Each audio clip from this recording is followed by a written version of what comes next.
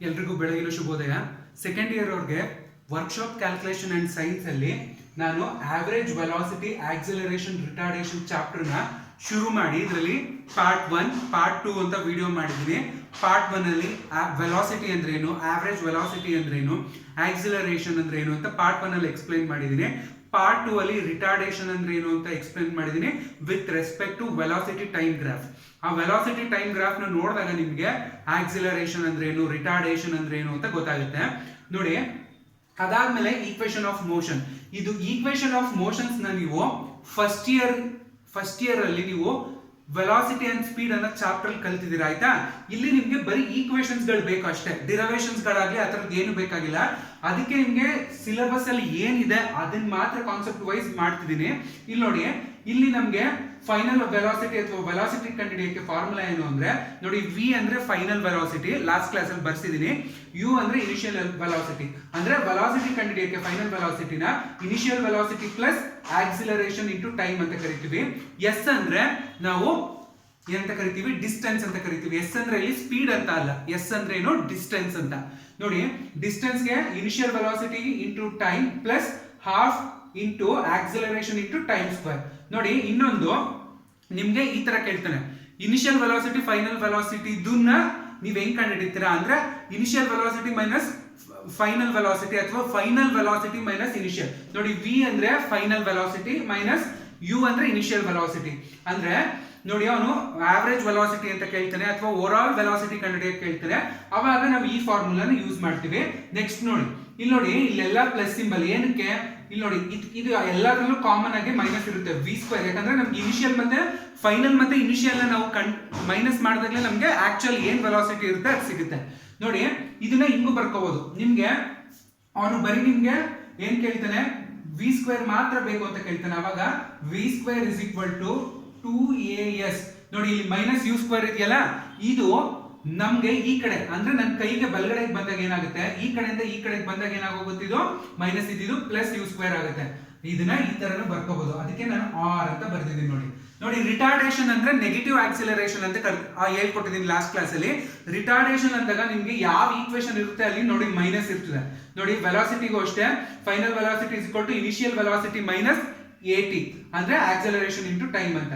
ನೋಡಿ, ಇಲ್ಲೂ ಅಷ್ಟೇ, ಡಿಸ್ಟೆನ್ಸ್ಗೆ ut minus half AT square. ಇಲ್ಲಿ ಏನಿರುತ್ತೆ ಎಕ್ಸಾಕ್ಟ್ ಆಗಿ ಅದಕ್ಕೆಲ್ಲ ಪ್ಲಸ್ ಇದ್ರೆ ಇಲ್ಲಿ ಮೈನಸ್ ಆಗುತ್ತೆ.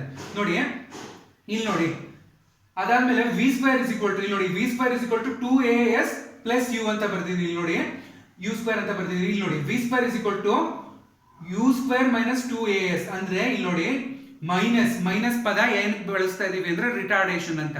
ಈ ಈಕ್ವೇಶನ್ ನ ನಿಮ್ಗೆ ಒಂದಷ್ಟು ನಾಲೆಡ್ಜ್ ಇರ್ಲಿ ಅನ್ನೋದಕ್ಕೋಸ್ಕರನೇ ಈ ಈಕ್ವೇಶನ್ ಬರ್ಸಿದ್ದು. ಮತ್ತೆ ನಿಮ್ಗೆ ಸಾಮಾನ್ಯವಾಗಿ ನಿಮ್ಗೆ ಡಿಸ್ಟೆನ್ಸ್ ಕಂಡುಹಿಡಿಯಕ್ಕೆ ಕೇಳ್ತಾನೆ, ಜಾಸ್ತಿ ಡಿಸ್ಟೆನ್ಸ್ಗೆ, ಅವಾಗ ಮಾತ್ರ ಈ ಫಾರ್ಮುಲಾ ಏನೈತೆ ಅದನ್ನ ಯೂಸ್ ಮಾಡ್ತಾರೆ ಡಿಸ್ಟೆನ್ಸ್ಗೆ, ಆಯ್ತಾ. ನೋಡಿ, ನಾನು ನಿಮ್ಗೆ ವೆಲಾಸಿಟಿ ಆಕ್ಸಿಲರೇಷನ್ ಮೇಲೆ ಸಿಂಪಲ್ ಪ್ರಾಬ್ಲಮ್ ಮಾಡಿಸ್ಬೇಕು.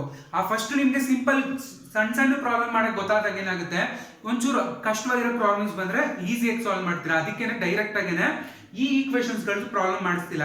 ನಾನು ನಿಮ್ಗೆ ಬೇಸಿಕ್ ಆಗಿ ವೆಲಾಸಿಟಿ ಆಕ್ಸಿಲರೇಷನ್ ರಿಟಾರ್ಡೇಷನ್ ಅಂದ್ರೆ ಏನು ಅಂತ ಹೇಳ್ಕೊಟ್ಟಿದ್ದೀನಲ್ಲ, ಅದ್ರ ಮೇಲೆ ಪ್ರಾಬ್ಲಮ್ಸ್ ಗಳನ್ನ ಮಾಡಿಸ್ತಿದ್ದೀನಿ. ನೋಡಿ, ಫೈಂಡ್ ದಿ ವೆಲಾಸಿಟಿ, ಬರೀ ಇಲ್ಲಿ ವೆಲಾಸಿಟಿ ಕಂಡುಹಿಡಿಯಕ್ಕೆ ಕೇಳೋಣ. That displacement is 25 metre. ಒಂದು ಯಾವ್ದೋ ಒಂದು ವಸ್ತು ಇದೆ, ಆ ವಸ್ತುದು ವೆಲಾಸಿಟಿ ಕಂಡುಹಿಡಿಯಿರಿ ಅಂತ ಹೇಳೋಣ. ಡಿಸ್ಪ್ಲೇಸ್ಮೆಂಟ್ ಅಂದ್ರೆ ನೋಡಿ, ಈ ಜಾಗದಿಂದ ಆ ವಸ್ತು ಈ ಜಾಗಕ್ಕೆ ಮೂವ್ ಆಗುತ್ತಲ್ಲ, ಅಂದ್ರೆ ಇಲ್ಲಿಂದ ಇಲ್ಲಿಗೆ ಹೋಯ್ತಲ್ಲ, ಇದನ್ನ ನಾವು ಡಿಸ್ಪ್ಲೇಸ್ಮೆಂಟ್ ಅಂತ ಕರಿತೀವಿ, ಆಯ್ತಾ. ಆ ಡಿಸ್ಪ್ಲೇಸ್ಮೆಂಟ್ ನ ಕೊಟ್ಟಿದ್ದಾನೆ, ಅದ್ರ ಜೊತೆ ಏನ್ ಕೊಟ್ಟವನೆ, ಟೈಮ್ ಕೊಟ್ಟವನೆ. ಟೈಮ್ ಎಷ್ಟು ಕೊಟ್ಟವನೆ, 10 ಸೆಕೆಂಡ್ ತಗೊಂತು ಅಂತ. ನೋಡಿ, ಯಾವಾಗ್ಲೂ ನಾವು ಪ್ರಾಬ್ಲಮ್ ನ ಓದಿ ಅರ್ಥ ಮಾಡ್ಕೋಬೇಕು. ಹೆಂಗ್ ಅರ್ಥ ಮಾಡ್ಕೋಬೇಕು ಅಂದ್ರೆ, ಫೈಂಡ್ ದಿ ವೆಲಾಸಿಟಿ. ವೆಲಾಸಿಟಿ ಅಂದ್ರೆ ಏನು, ವಿ. ನಮ್ಗೆ ವೆಲಾಸಿಟಿ ಅಂದ ತಕ್ಷಣ ಏನಂತ ಬರ್ಕೋಬೇಕು, ಅದನ್ನ ಹೆಂಗ್ ರೆಪ್ರೆಸೆಂಟ್ ಮಾಡ್ತೀವಿ ಸಿಂಬಲ್ ಇಲ್ಲಿ ಅಂತ ಗೊತ್ತಿರ್ಬೇಕು. ವಿ ಅಂತ ಬರ್ಕೋತೀನಿ, ಆಯ್ತಾ. ಯಾವಾಗ್ಲೂ ಅಷ್ಟೇ ನೋಡಿ, ಡೇಟಾ ಅಂತ ಬರ್ಕೋಬೇಕು. ಯಾವುದೇ ಪ್ರಾಬ್ಲಮ್ ಮಾಡ್ಲಿ ಏನೇ ಮಾಡ್ಲಿ ನಿಮ್ಗೆ ಕೊಟ್ಟಿರೋದು ಡೇಟಾಗಳನ್ನ ಬರ್ಕೋಬೇಕು. ಅವಾಗಲೇ ನೀವು ಅರ್ಧ ಪ್ರಾಬ್ಲಮ್ ಮಾಡೋದ್ರಲ್ಲಿ ಗೆದ್ದು ಬಿಡ್ತೀರಾ. ನೋಡಿ, ವೆಲಾಸಿಟಿ ಕಂಡುಹಿಡಿಬೇಕು, V is equal to question mark, ಆಯ್ತಾ. ನೆಕ್ಸ್ಟ್ ಡಿಸ್ಪ್ಲೇಸ್ಮೆಂಟ್ ಕೊಟ್ಟಿದ್ದಾನೆ. ಡಿಸ್ಪ್ಲೇಸ್ಮೆಂಟ್ ಅಂದ್ರೆ ಬರ್ಕೊಳ್ಳಿ, ಅಥವಾ ಡಿ ಅಂತ ಬರ್ಕೊಳ್ಳಿ. ಡಿಸ್ಪ್ಲೇಸ್ಮೆಂಟ್ ಅಥವಾ ಡಿ ಅಂತ ಬರ್ಕೋಬಹುದು, ಇಲ್ಲಿ ಏನು ಪ್ರಾಬ್ಲಮ್ ಆಗಲ್ಲ. ಯಾಕಂದ್ರೆ ಕೆಲವರು ಕನ್ಫ್ಯೂಸ್ ಆಗ್ಬಿಡ್ತಾರೆ, ಡಿ ಅಂದ್ರೆ ಡಯಾಮೀಟರ್ ಅಂತ ಕನ್ಫ್ಯೂಸ್ ಆಗ್ತಾರೆ. ಕನ್ಫ್ಯೂಸ್ ಆಗ್ಬೇಡಿ. ಡಿ ಅಂದ್ರೆ ಇಲ್ಲಿ ನಿಮ್ಗೆ ಡಯಾಮೀಟರ್ ಏನು ಆ ತರ ರಿಲೇಟೆಡ್ ಏನು ಬರಲ್ಲ. ಡಿಸ್ಪ್ಲೇಸ್ಮೆಂಟ್ ಎಷ್ಟು ಕೊಟ್ಟಿದ್ದಾನೆ, 25 ಮೀಟರ್ ಅಂತ ಕೊಟ್ಟಿದ್ದಾನೆ ಆಯ್ತಾ 25 ಮೀಟರ್. ನೆಕ್ಸ್ಟ್ ಟೈಮ್ ಎಷ್ಟು ಕೊಟ್ಟವನಪ್ಪ, ಟೈಮು 10 ಸೆಕೆಂಡ್ ಅಂತ ಕೊಟ್ಟಿದ್ದಾನೆ ಆಯ್ತಾ 10 ಸೆಕೆಂಡ್ ಅಂತ ಬರ್ಕೊಳ್ಳಿ. ನೋಡಿ ಫಾರ್ಮುಲಾ ಏನು ವೆಲಾಸಿಟಿಗೆ ಅಂದ್ರೆ velocity is equal to displacement divided by time. Velocity formula ಏನು, ಡಿಸ್ಪ್ಲೇಸ್ಮೆಂಟ್ ಡಿವೈಡೆಡ್ ಬೈ ಟೈಮ್ ಆಯ್ತಾ. ನೋಡಿ v is equal to displacement ಎಷ್ಟು ಕೊಟ್ಟವನಪ್ಪ 25 ಕೊಟ್ಟವನಲ್ವಾ 25 ಕೊಟ್ಟವನೆ. ನೆಕ್ಸ್ಟ್ ಟೈಮ್ ಎಷ್ಟು ಕೊಟ್ಟವನೆ 10 ಸೆಕೆಂಡ್ಸ್ ಕೊಟ್ಟವನೆ ಆಯ್ತಾ. ನೋಡಿ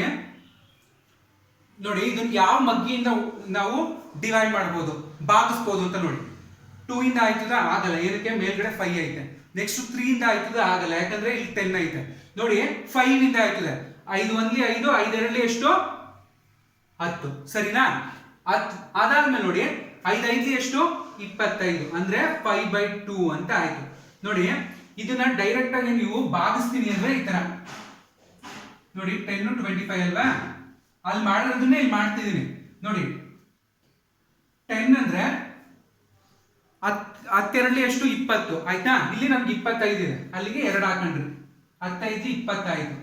ಎಷ್ಟು ಕೆಳಗಡೆ ಎಷ್ಟು ಉಳ್ಕಂತು ಮೈನಸ್ ಮಾಡಿದಾಗ ಎಷ್ಟು ಉಳ್ಕತ್ತು 5 ಉಳ್ಕತ್ತು. ನೆಕ್ಸ್ಟ್ ನೋಡಿ 10 ಐತೆ 5 ಐತೆ, ಇದು ದೊಡ್ಡ ಅಂಕಿ ಆಗಿರೋದ್ರಿಂದ ಇಲ್ಲಿ ಏನ್ ಮಾಡ್ಬೇಕು ನೀವು ಪಾಯಿಂಟ್ ಹಾಕಬೇಕು. ಇಲ್ಲಿ ಪಾಯಿಂಟ್ ಹಾಕೊಂಡ ತಕ್ಷಣ ಇಲ್ಲಿ ಏನ್ ಮಾಡ್ತೀವಿ ನಾವು ಒಂದು 0ನ ಬರ್ಕೋತೀವಿ. ನೋಡಿ 15 ಎಷ್ಟು 50, ಅಲ್ಲಿಗೆ ಆನ್ಸರ್ ಏನಾಯ್ತು 0 0 ಆದಾಗ ಆನ್ಸರ್ ಎಷ್ಟಾಯ್ತು ವೆಲಾಸಿಟಿ 2.5. ಇಲ್ಲಿ ಇನ್ನೊಂದು ಇಂಪಾರ್ಟೆಂಟ್ ನೋಡಿ 2.5 ನಿಮ್ಗೆ ಯೂನಿಟ್ ಗೊತ್ತಾಗಲ್ಲ ಏನ್ ಬರಿಬೇಕು ಅಂತ, ಅದಕ್ಕೆ ನಾನು ಇಲ್ಲಿ ಬರ್ಕೊಳ್ಳೋದು ಇಲ್ಲಿ ನೋಡಿ ಹೇಳ್ತೀನಿ ಏನಕ್ಕೆ ಇಲ್ಲಿ ಬರ್ಕೊಳ್ಳಿ ಅಂತ ಅಂದೆ ಅಂತ. ನೋಡಿ 25 ಮೀಟರ್ ಸೆಕೆಂಡ್. ನೋಡಿ ಮೇಲ್ಗಡೆ ಮೀಟರ್ ಐತೆ, ಎಲ್ಲಿ ಡಿಸ್ಪ್ಲೇಸ್ಮೆಂಟ್ ಅಲ್ಲಿ ಮೀಟರ್ ಐತೆ, ಕೆಳಗಡೆ ಸೆಕೆಂಡ್ ಐತೆ. ಅಂದ್ರೆ ಇದನ್ನ ಹೆಂಗ್ ಬರ್ಕೋಬಹುದು ಗೊತ್ತಾ, ಮೀಟರ್ ಪರ್ ಸೆಕೆಂಡ್ ಅಂತ ಬರ್ಕೋಬಹುದು. ನೋಡಿ ವೆಲಾಸಿಟಿಗೆ ಯೂನಿಟ್ ಏನು ಮೀಟರ್ ಪರ್ ಸೆಕೆಂಡ್.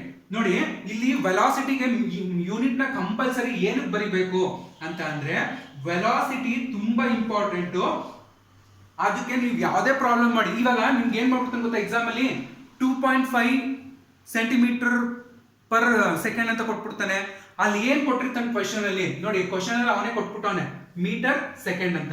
ಇಲ್ಲಿ ನೋಡಿ ಇಲ್ಲಿ 25 ಮೀಟರ್ ಆಯ್ತಾ, ಮೀಟರ್ ಇರ್ತದೆ, ಇಲ್ಲಿ ಸೆಕೆಂಡ್ ಇರ್ತದೆ. ಅಂದ್ರೆ ಮೀಟರ್ ಡಿವೈಡ್ ಆಯ್ತಲ್ಲ ಅದನ್ನ ಪರ್ ಸೆಕೆಂಡ್ ಅಂತ ಬರ್ಕೊಂಡಿದೀನಿ ಅಷ್ಟೇ. ತುಂಬಾ ಈಸಿ ಇರ್ತದೆ ಲೆಕ್ಕ. ನೋಡಿ ಇನ್ನೊಂದು ಲೆಕ್ಕ ಕೊಡ್ತೀನಿ.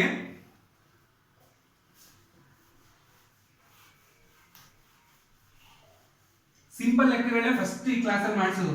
ನೆಕ್ಸ್ಟ್ ಕ್ಲಾಸ್ ಅಲ್ಲಿ ಏನ್ ಮಾಡ್ತೀನಿ ಅಂದ್ರೆ ಇನ್ನೊಂದು ಚೂರು ಕಾಂಪ್ಲಿಕೇಟೆಡ್, ಡಿಸ್ಟೆನ್ಸ್ ಕಂಡುಹಿಡಿಯೋದು ಅಥವಾ ಆಕ್ಸಿಲರೇಷನ್ ನ ಕಂಡುಹಿಡಿಯೋದು ಆ ಥರ. ಇದ್ರಲ್ಲೇ ಆಕ್ಸಿಲರೇಷನ್ ಹೇಳ್ಕೊಡ್ತೀನಿ ಚಿಕ್ಕದಾಗಿ ಹೆಂಗೆ ಅಂತ. ಬಟ್ ಅಂದ್ರೆ ನೀವು ಈ ಈಕ್ವೇಶನ್ಗಳು ಡಿಸ್ಟೆನ್ಸ್ ಕಂಡುಹಿಡಿಯೋ ಈಕ್ವೇಶನ್ ಇರುತ್ತಲ್ಲ ಹಾಫ್ AT² ಅಂತೆಲ್ಲ ಯೂಸ್ ಮಾಡ್ಕೊಂಡು ಅದ್ರ ಮೇಲೆ ಇನ್ನೊಂದಷ್ಟು ಪ್ರಾಬ್ಲಮ್ಸ್ ಗಳು ಹೇಳ್ಕೊಡ್ತೀನಿ. ನೋಡಿ ವೆಲಾಸಿಟಿ ಇನ್ನೂ ಒಂದು ಪ್ರಾಬ್ಲಮ್ ಹೇಳ್ತೀನಿ. ಸೆಕೆಂಡ್ ಒನ್ ನೋಡಿ, ಫೈಂಡ್ ದಿ ವೆಲಾಸಿಟಿ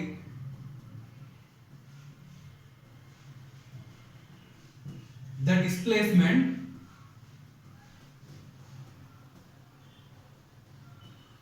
is 75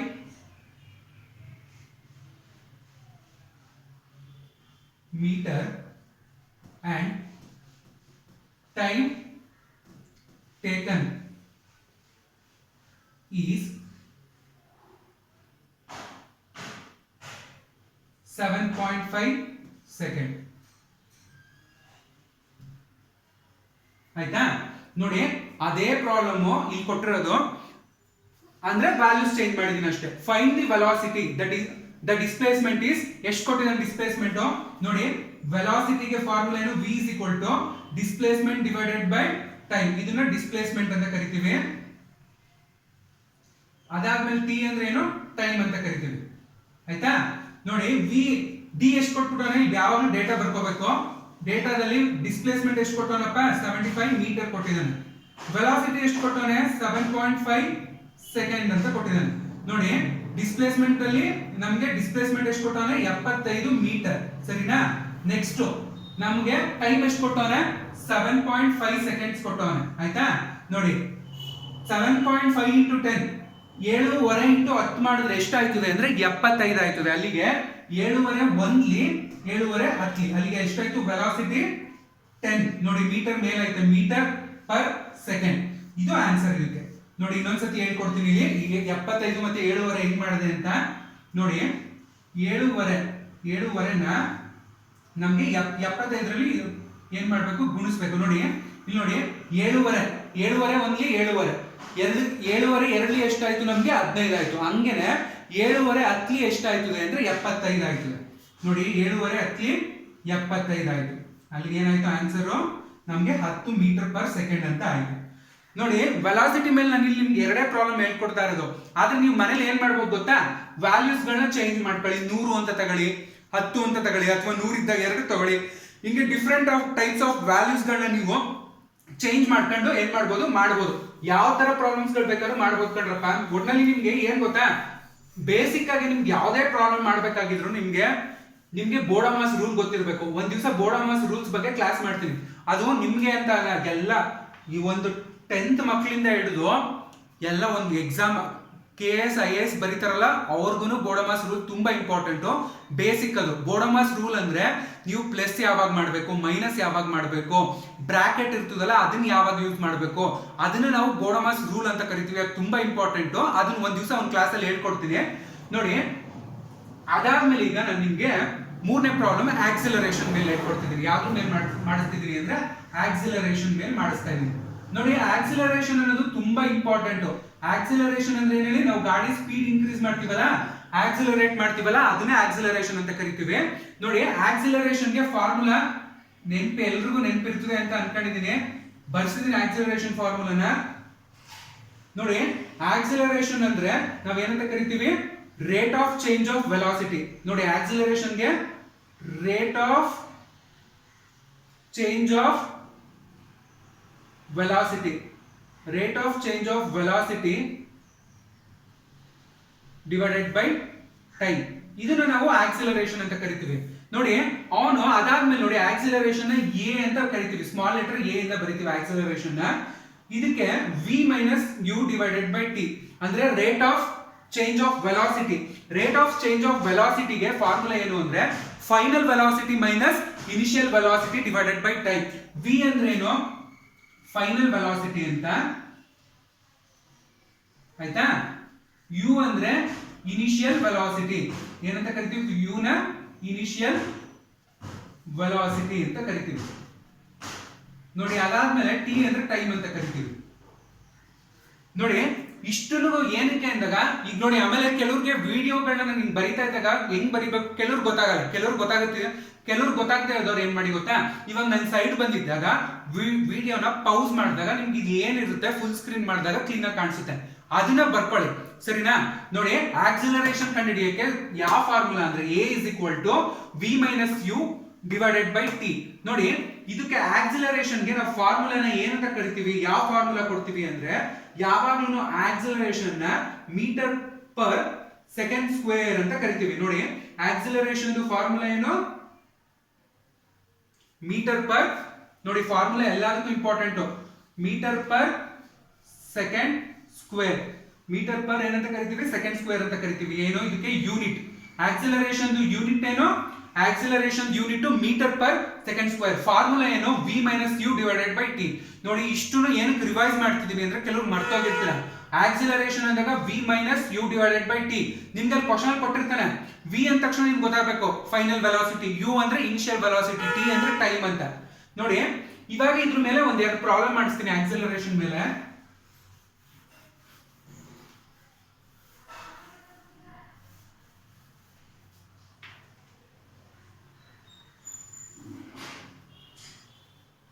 ನೋಡಿ ಏನ್ ಪ್ರಾಬ್ಲಮ್ ಮಾಡಿಸ್ತೀನಿ ಅಂದ್ರೆ ಆಕ್ಸಿಲರೇಷನ್ ಮೇಲೆ if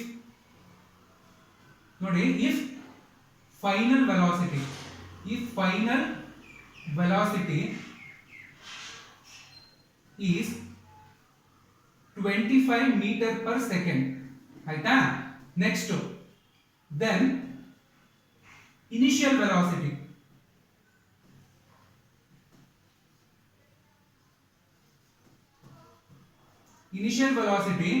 is 5 meter per second ಆಯ್ತಾ ಅದಾದ್ಮೇಲೆ the time taken, the time taken is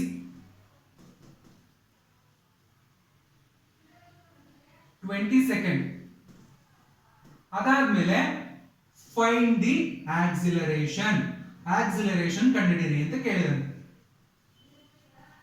ನೋಡಿ ಆಕ್ಸಿಲರೇಷನ್ ಏನು ಅಂತ ಕಂಡುಹಿಡಿಯಕ್ಕೆ ಹೇಳಿದಾನೆ. ನೋಡಿ ಕ್ವೆಶ್ಚನ್ ಕರೆಕ್ಟ್ ಆಗಿ ಅಬ್ಸರ್ವ್ ಮಾಡಿ. ಏನಂದ್ರೆ if final velocity is 25 metre per second. Final velocity ಅಂದ್ರೆ ಏನು ನೋಡಿ, ಬರ್ಕೋಬೇಕಾದ್ರೆ ಡೇಟಾನ ಕ್ಲೀನ್ ಆಗಿ ಬರ್ಕೋಬೇಕು. ಫೈನಲ್ ವೆಲಾಸಿಟಿ ಅಂದ್ರೆ ಏನಂತ ಕರಿತೀವಿ? ಫೈನಲ್ ವೆಲಾಸಿಟಿನ ಯಾವಾಗಲೂ ವಿ ಅಂತ ಕರಿತೀವಿ. ವಿ ಎಷ್ಟು ಕೊಟ್ಟವ್ರೆ final velocity? V is equal to 25 metre per second ಅಂತ ಕೊಟ್ಟವನೆ. ಆಯ್ತಾ, ನೆಕ್ಸ್ಟ್ ಓದಿ. ಹಂಗೆ ಕ್ವಶನ್ ಎಲ್ಲರೂ ಓದ್ತಾ ಇರ್ಬೇಕು ನನ್ನ ಜೊತೆಗೇನೆ. Then initial velocity, initial velocity ಎಷ್ಟು ಕೊಟ್ಟವನೆ ಅಂದ್ರೆ 5 ಮೀಟರ್ ಪರ್ ಸೆಕೆಂಡ್.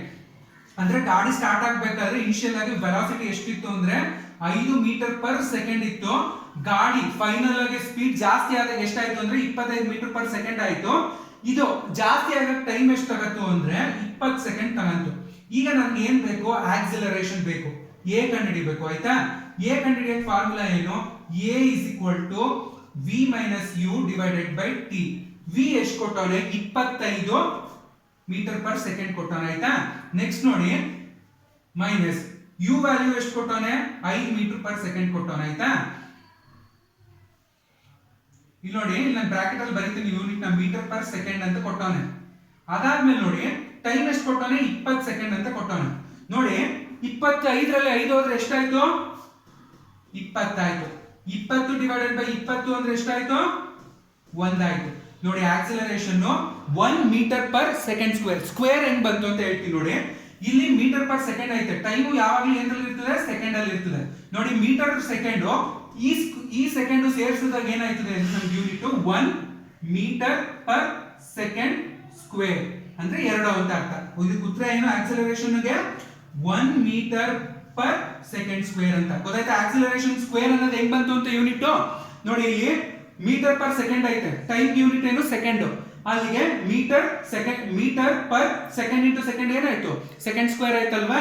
ನೋಡಿ ಆಕ್ಸಿಲರೇಷನ್ ಎಷ್ಟು? 1 ಮೀಟರ್ ಪರ್ ಸೆಕೆಂಡ್ ಸ್ಕ್ವೇರ್. ಅಂದ್ರೆ ನೀವು ಆಕ್ಸಿಲರೇಷನ್ ಎಷ್ಟು ಕೊಟ್ಟಿರ್ತೀರಾ ಅಂದ್ರೆ 1 ಮೀಟರ್ ಸೆಕೆಂಡ್ ಸ್ಕ್ವೇರ್ಗೆ 1 ಮೀಟರ್ ಅಷ್ಟು ಜಾಸ್ತಿ ಮಾಡ್ತೀರಾ ಅಂತ ಹೇಳ್ತಾನೆ. ನೋಡಿ ಇನ್ನೊಂದ್ಸತಿ ಹೇಳ್ತೀನಿ. ಆಕ್ಸಿಲರೇಷನ್ಗೆ ಫಾರ್ಮುಲಾ ಏನು ಅಂದ್ರೆ U minus V divided by T. ನೋಡಿ ಆಕ್ಸಿಲರೇಷನ್ ಕಂಡುಹಿಡಿಯಬೇಕು ಅಂದ್ರೆ ನಮ್ಗೆ ವಿ ಅಂದ್ರೆ ಏನು?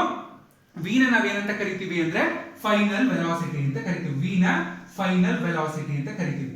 ಆಯ್ತಾ, ಯು ನ ಏನಂತ ಕರಿತೀವಿ? ಯು ನ ಇನಿಷಿಯಲ್ ಅಂತ ಕರಿತೀವಿ. ಯು ನ ಇನಿಷಿಯಲ್ ವೆಲಾಸಿಟಿ ಅಂತ ಕರಿತೀವಿ. ಆಯ್ತಾ, ನೋಡಿ ಇವೆರಡನ್ನು ಅಂದ್ರೆ ನೋಡಿ ನಿಮ್ಗೆ ಗೊತ್ತಾಗ್ಬಿಡುತ್ತೆ ದೊಡ್ಡದು ಯಾವ್ದು ಇರುತ್ತೆ ಅದು ಯಾವಾಗಲೂ ನಿಮ್ಗೆ ಫೈನಲ್ ವೆಲಾಸಿಟಿ. ಯಾಕಂದ್ರೆ ಗಾಡಿ ಸ್ಟಾರ್ಟ್ ಮಾಡಿದಾಗ ವೆಲಾಸಿಟಿ ಕಡಿಮೆ ಇರ್ತದೆ ಅಂದ್ರೆ ಚಿಕ್ಕ ನಂಬರ್ ಇರ್ತದೆ. ಗಾಡಿ ಜಾಸ್ತಿ ವೆಲಾಸಿಟಿ ಕೊಟ್ಟಾಗ, ನಾವು ಸ್ಪೀಡ್ ಜಾಸ್ತಿ ಮಾಡಿದಾಗ ವೆಲಾಸಿಟಿ ಏನಾಗಿರ್ತದೆ? ಜಾಸ್ತಿ ನಂಬರ್ ಇರ್ತದೆ. ಒಂದು ತಲೆಯಲ್ಲಿ ನಿಮ್ಗೆ ಇನಿಷಿಯಲ್ ಫೈನಲ್ ಅರ್ಥ ಮಾಡ್ಕೊಳ್ಳೋದ್ರ ಜೊತೆಗೆ ಏನ್ ಅರ್ಥ ಆಗ್ಬೇಕು ಅಂದ್ರೆ ಯಾವ್ದು ನಂಬರ್ ದೊಡ್ಡ ನಂಬರ್ ಇರುತ್ತೆ ಅದು ನಮ್ಗೆ ಫೈನಲ್ ವೆಲಾಸಿಟಿ, ಕಡಿಮೆ ನಂಬರ್ ಯಾವ್ದು ಇರ್ತದೆ ಅದು ಇನಿಷಿಯಲ್ ವೆಲಾಸಿಟಿ. ನೋಡಿ ಇದು ಒಂದು ಪ್ರಾಬ್ಲಮ್ ಇವತ್ತಿನ ಕ್ಲಾಸ್ ಅಲ್ಲಿ ಮಾಡಿಸ್ತಿದೀನಿ. ಒಟ್ಟು 3 ಪ್ರಾಬ್ಲಮ್ ಮಾಡಿದೀನಿ ಇವತ್ತಿನ ಕ್ಲಾಸ್ ಅಲ್ಲಿ. ಈ ಆಕ್ಸಿಲರೇಷನ್ ಮೇಲೆ ಒಂದೆಷ್ಟು ಪ್ರಾಬ್ಲಮ್ ಟ್ರೈ ಮಾಡಿ. ನೆಕ್ಸ್ಟ್ ಕ್ಲಾಸ್ ಅಲ್ಲಿ ಈ ಆಕ್ಸಿಲರೇಷನ್ ಮೇಲೆ ಇನ್ನೊಂದೆರಡು ಪ್ರಾಬ್ಲಮ್ ಮಾಡಿಸಿ ನೆಕ್ಸ್ಟ್ ಡಿಸ್ಟೆನ್ಸ್ ಕಂಡುಹಿಡಿಯೋದು ಅದನ್ನೆಲ್ಲ ಮಾಡಿಸ್ಕೊಡ್ತೀನಿ. Thank you.